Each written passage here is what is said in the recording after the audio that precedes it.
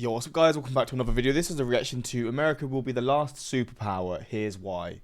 I feel like this might be going into well, I guess globalization, although that's been happening for a long time anyway. But I guess in regards to, what is it saying that America is just going to be the last superpower, in terms of it's just going to be a long-lasting superpower? Or, I don't know why I struggle to say that. Or is it suggesting that now the world's going to be more I don't know, built into sections, I don't know, China with Russia and I don't know other countries, and then America with Canada, or with Europe with each other, I don't know, different sort of areas of the sort of globe, just sort of combining to one for whatever you'd sort of gauge to be a superpower, how you maybe if it's military or financially or whatever it is. But yeah, I don't know exactly where this is going to go, but it's either going to suggest that America is just always going to be the superpower, which I don't think that is going to be the case, or more it's going to be focusing on how lots of countries basically combine in certain areas to just bolster their overall strength. Yeah, we're going to see. Hopefully going to enjoy. Hopefully you're doing well. Let's jump into this reaction. This is a video about the most important yet most ignored concept in world power. It's the reason some nations fall behind while some get ahead. Why the world is so uneven in its spread of wealth and power. Every year, more and more people are asking about American decline. Maybe out of fear, maybe out of hope. Yet what none of it talks about, that on a planet so random, so different, so spread out, the physical land under our feet is the ultimate constraint on what choices a country has. Why is China doing that? Why hasn't Africa caught up? Why is that place on the map always having problems? This video is brought to you by Farmland LP. Every feature of land can be positive, negative, or neutral for the country that occupies it. The big flat area stretching from Moscow to Warsaw is a negative for Russia. It's hard to defend. Germany and Napoleon walked their armies right through here. The Himalayas on China's western border shake out to be neutral, giving protection from countries on the other side, but denying China overland access to the Indian Ocean, severely limiting trade and military options. On the other side of the coin, the Mississippi River Basin has more navigable miles of river than the rest of the world put together, giving the U.S. a major surplus of food and a cheap way to transport it. Look at all these kinds of features over every country, and the ordering of the world clicks into place. So let's play a game. The first known humans evolved out of Southeast Africa, slowly spreading out across the world as they settled into the 6 cradle of civilization societies: Olmec in Mexico, Karasupe in Peru, Nile in Egypt, Mesopotamia, Indus in India, Yellow River in China. You want what every country wants: to be at peace, growing, prosperous for as long as possible. One of these original 6 did far better than the rest, with the outcome largely predetermined by the features of land around them. Knowing that, which would you choose to start as? Food is critical. A population can't grow without it. You'll of course want fresh water, something reliable and plentiful. People and your crops depend on it. A natural barrier would be welcome, something invading armies would struggle with. The Nile. For those that said the Nile, tell them what they've won, Bob. Yes, the 138 pyramids built in early Egypt weren't an accident. You need stability for that, and the Nile was the most stable society the world has ever known for 3 predictable reasons. Damn. 1, it had the best river, most reliable, and not flooding to a degree that every so often it kills 10% of your people, making it easy to grow food. 2, the flatness of the river made it easy to transport things from the upper down to the coast. And 3, the people floating down along the river and living by it barely had to think about an invading army, because the desert on either side was the world's best defense against the militaries of the time. No one wants to march across that much desert today, let alone 4,000 years ago. Egypt, the last of the 6 societies to be standing, made it 3,300 years. The invasion of Egypt, knocking off the last of them, kicked off the great global shuffle as the world's population began to boom, going from 200 million in year 0, 500 million by 1500, getting big enough that people are really starting to bump into one another, wanting that greener grass, kingdoms merging and splitting. Europe is one big revolving conflict. China's kingdoms war, Japan war, Africa war. By 1800, we're at 1 billion. 1945, 3 billion. And then suddenly, the math changed. Went crazy, didn't it? Are we really going to invade them? What if they have nukes? Borders started being redrawn much slower than the previous 2,000 years. Earth's geography lottery, what it blessed and cursed nations with, became locked in, starting with the United States as governor of Earth's most enviable landmass. Stretching 1/4 of the way down the globe, glaciers from the last ice age carved deep canyons into the edge of the land they blanketed. Deep canyons on coastline are what create natural deepwater ports. One does not simply make a deepwater port. All over Europe, natural ports all over North America, natural ports, giving Europe, whose ports, critically, didn't freeze in the winter, by far the best ship design and navies of the time. Ships and navies that could leave the ports of Europe, but then also easily land and keep landing in the natural deepwater ports of North America. New York, Boston, Philadelphia, Baltimore, quickly establishing highly productive settlements they use as a foothold to push west across North America. Ports, people, the land along the East Coast, great. But that was not what cemented the United States into an inevitable superpower. It was the Louisiana Purchase, a legal guarantee that no other European power would colonize or explore. This area of land was purchased for $340 million in today's money. That's probably one of the best investments ever. This or the purchasing of Alaska, right? I think the Alaska one is probably a better deal overall because, actually no, because this is multiple states. But Alaska's just, the land's unreal. But then you've got all the oil and all the sort of, I guess, opportunities it just gives to the people there. But yeah, what is a better purchase out of the two? The Louisiana Purchase, I'd say it's probably this one because it's the contiguous USA, right?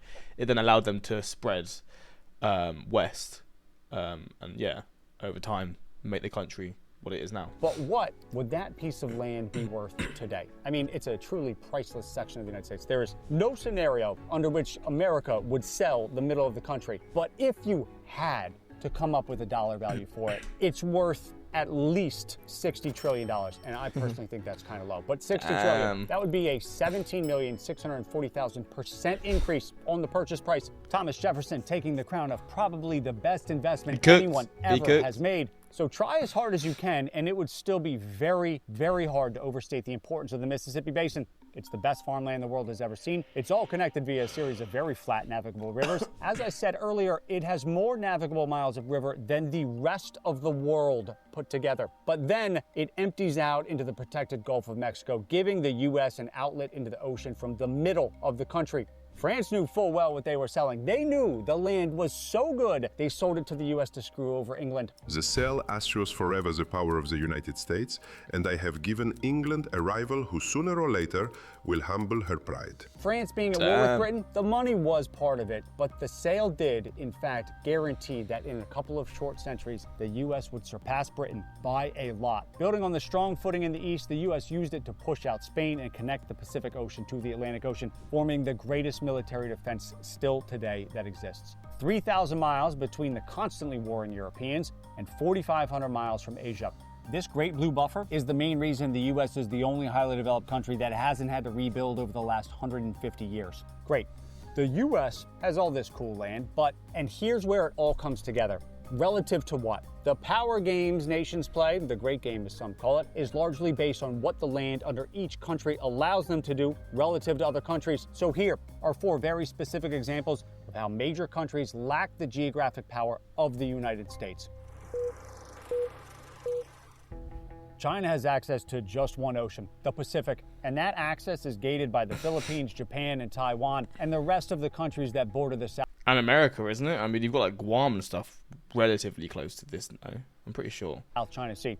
All mostly unfriendly to China, which historically has left the country in a bad spot in times of conflict. All of its trade passes within an easy plane's distance of an unfriendly country, and 80% of its oil goes through the Malacca Strait, a very narrow choke point. So for the past 2 decades and tens of billions of dollars, China has been working very hard to secure overland access to a second ocean, the Indian Ocean, trying to connect the Karakoram Highway to a deepwater port in southern Pakistan, and rail and pipeline over the West Mountains to the coast of Myanmar. These are the only 2 ways China may ever be able to drive a truck from within its borders and load the cargo it carries onto a ship, making China's military position, offensive and defensive, relatively poor compared to the expansive ocean access provided by the Atlantic, Gulf, and Pacific coasts of the U.S. Yeah.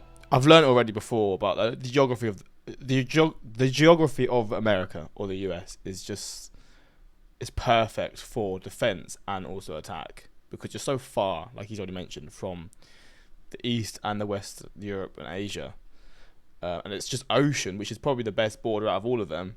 And you're surrounded by Mexico and Canada, which I think in overall terms, there's still like, if you compare it to like places like Pakistan and India, great relations between the two. Obviously, they've definitely soured quite a lot, but to a point where it's not comparable to like where there's actual like hostilities between different countries. Yeah, it's perfect. And like you said with China, you look at that and you're thinking, okay, They may be advancing a lot, and China's advanced loads, but when it comes to the natural geography of like where it's located, it's not beneficial to the country. So yeah, it's pretty fascinating how, I wouldn't say luck, but just the location has such an important role to play when it comes to being a superpower.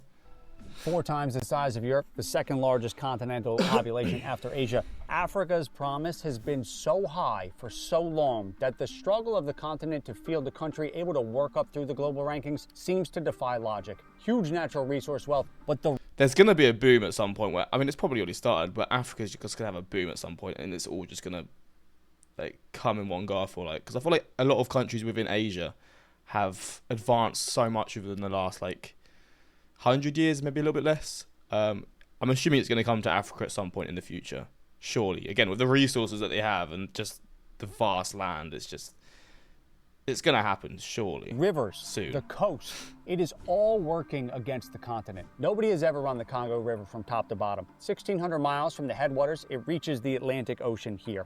Right here is where everyone who's tried has quit. 10 miles long, up to 4.5 miles wide, and littered with 20-foot standing waves, building-sized rocks, and whirlpools that look like they're out of a cartoon. 90 miles from where the river meets the ocean, Inga Rapids marks the end of the Congo River in its usefulness to Congo's place in the world. Sir H.M. Stanley of Dr. Livingston, I presume. After trying to run the whole thing but quitting at Inga Rapids, called it an immense tragedy, depriving the entire interior of Central Africa, 2/3 the size of mainland U.S., from the thing that all great powers need to become and stay great, a reliable flow of water that lets boats go from the Is there anything they could do about that, or is it just literally a situation where they just can't sort it? interior of the country to the ocean. If you were to cut away all the ground so you could see the Congo River from the side, how it drops from its headwaters to where it reaches the ocean, this massive step is revealed. This is the Mississippi for comparison, Jeez. a boat-friendly paradise.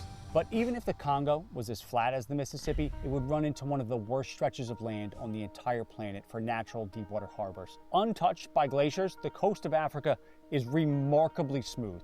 Few jagged indentations, too smooth.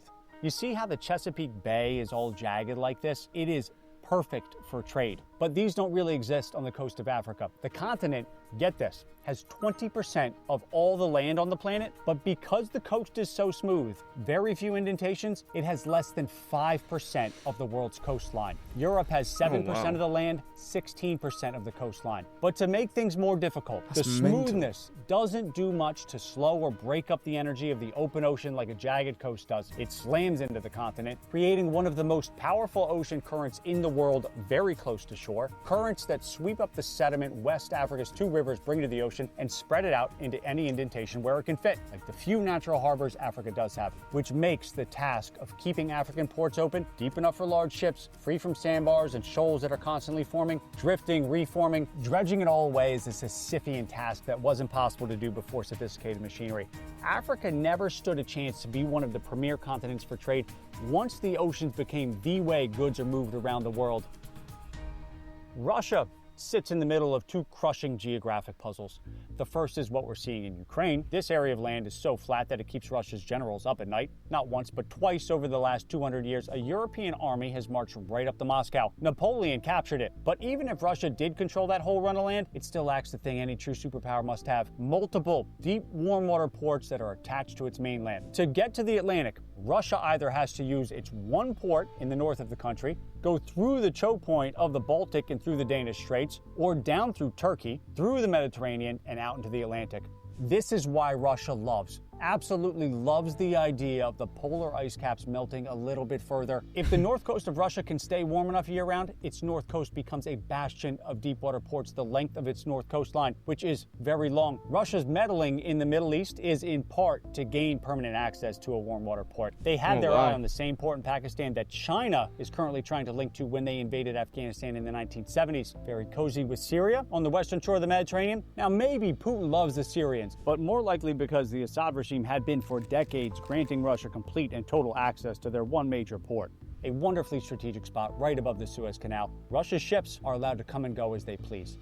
And yes, England, the Damn. textbook case of how technology can change everything. One of the reasons it was a world superpower for so long was because it's an island, 360-degree access to the ocean. It had a natural gap between constantly warring Europe and easy access to the flow of world trade. But this was the day Britain's fate was sealed. And here's the giant air armada Hitler hurls at England. Planes. Flight changed the math from hours to slowly creep across the English Channel and invade by boat to 30 minutes for hundreds of bombers to be over downtown London. That made Britain susceptible, once again, to be invaded by, I'll only say it one more time, constantly warring Europe. From that point forward, the security of the U.S., surrounded by its two oceans, made keeping money in U.S. dollars instead of the British pound obviously a safer bet. Wow. The reserve currency switched, causing money to flow out of Britain and into the U.S. There were other things leading up to Britain's fall, but the arrival of the Air Force was the decisive nail in the coffin. Napoleon was right.